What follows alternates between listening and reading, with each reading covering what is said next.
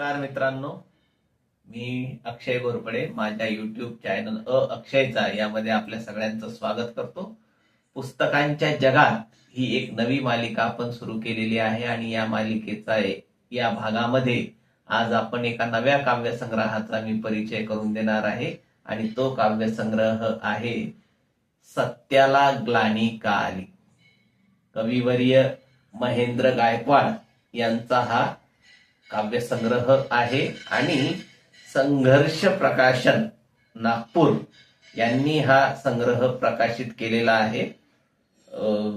जवळपास 64 पृष्ठांचा हा संग्रह आहे आणि महेंद्र गायकवाड हे आंबेडकरी जाणिवेचे कवी म्हणून ओळखले जातात, महत्वाचे कवी म्हणून ओळखले जातात.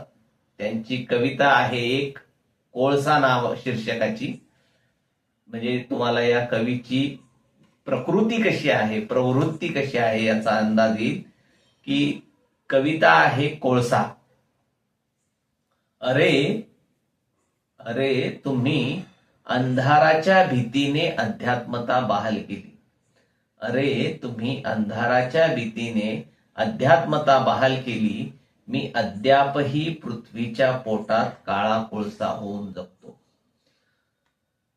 अतिशय कमी ओळीमध्ये समर्पक आशय सांगणारा असा हा कवी आहे आणि सत्याला ग्लानी का आली या शीर्षकाचा हा संग्रह आहे. सत्याला ग्लानी का आली ही कविता जर आपण वाचली तर याच्यामध्ये तुम्हाला कामगारांच्या जीवनाची संवेदना तुम्हाला यामध्ये दिसून येईल. अलीकडच्या काळात मराठी साहित्यामध्ये कामगार कविता फारशी निर्माण होताना दिसत नाही.